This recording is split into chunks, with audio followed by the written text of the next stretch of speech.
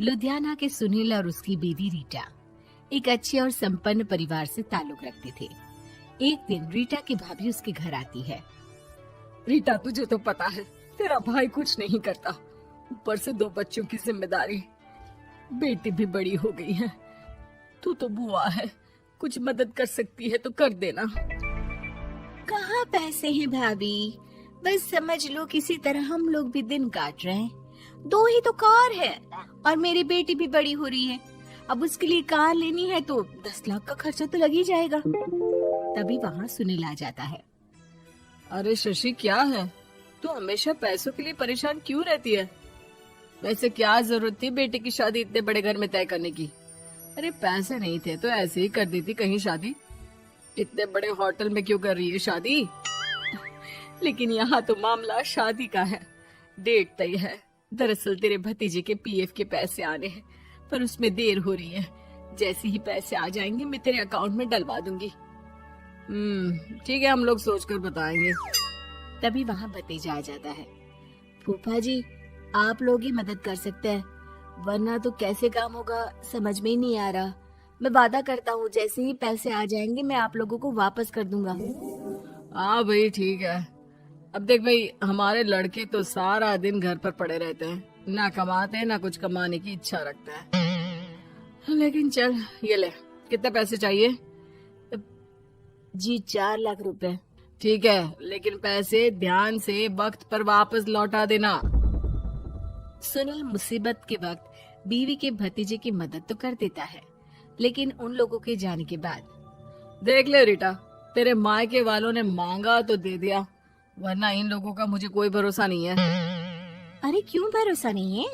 इससे पहले तो कभी इन लोगों ने आपसे मदद भी नहीं ली। हाँ, ली तो नहीं, लेकिन पैसे की किल्लत ही रहती है ना इन लोगों के पास। अरे ठीक है ना, नहीं लौटा पाए तो भतीजे के ससुराल से निकाल देंगे। सुना है बड़े घर में शादी हो रही है। सुनील और रीटा पैसे तो दे देते हैं, लेकिन अगले रोज ही। हाँ भाई साले साहब, क्या हाल है? ठीक हूँ जीजा जी। क्या बात है, सालों बाद आपका फोन, जरूर कोई बात होगी, बताइए ना।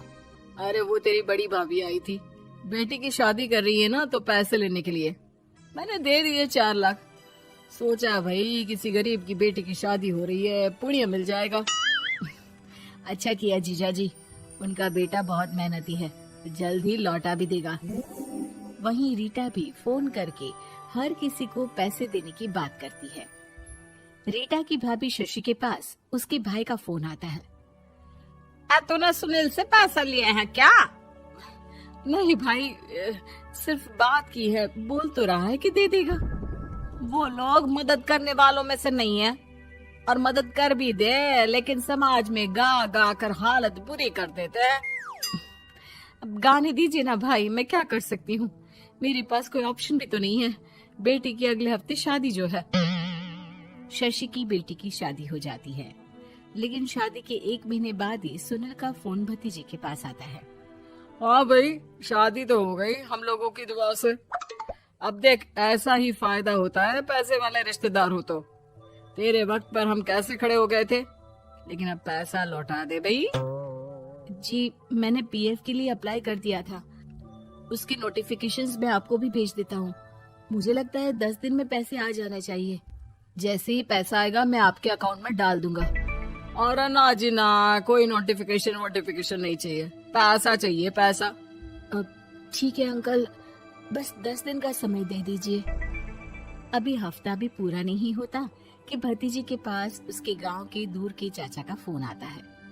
अरे बेटा, क्या बात है, सुनील के कोई पैसे ले रखे हैं तो दे क्यों नहीं देता?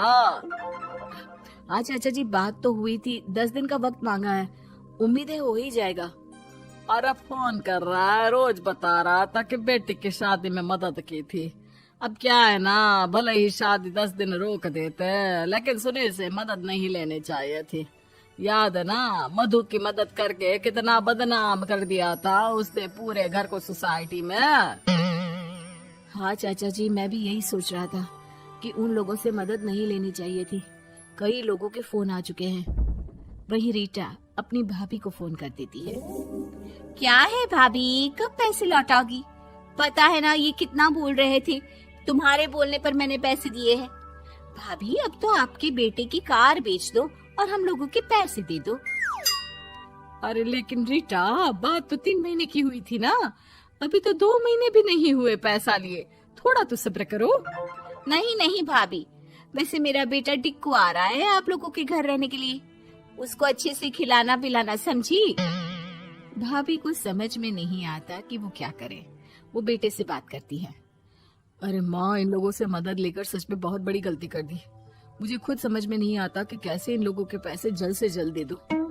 तभी डोरबेल बजती है और रीटा का बेटा टिक्कू घर में आता है। आओ बेटा, मामी के घर पहली बार आए हो रहने। आप पापा बोल रहे थे कि आप लोग पैसे का ब्याज तो दे नहीं पाओगे, तो तब तक मैं यहीं रह लूं। और हाँ, मैं एसी के बिना नहीं सो पाता। आप लोग अपना देख लेना और पैसे जल्दी लौटा देना, क्योंकि मैं थोड़ा जल्दी जाना चाहता हूँ। रीटा का फोन शशि के पास आता है। भाभी, पैसे कब तक दोगे? बेटी की विदाई के बाद शशि के घर का माहौल बिल्कुल बदल जाता है।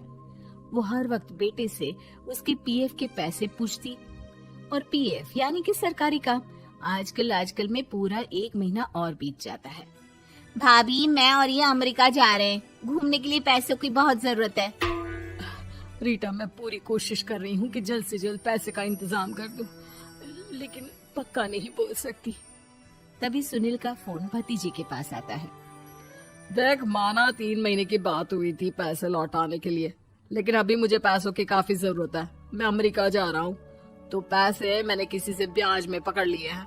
तू हर महीने 4 लाख का 20,000 ब्याज डाल देना मेरे अकाउंट में। सुनील फोन रख देता है, लेकिन भतीजा काफी परेशान हो जाता है।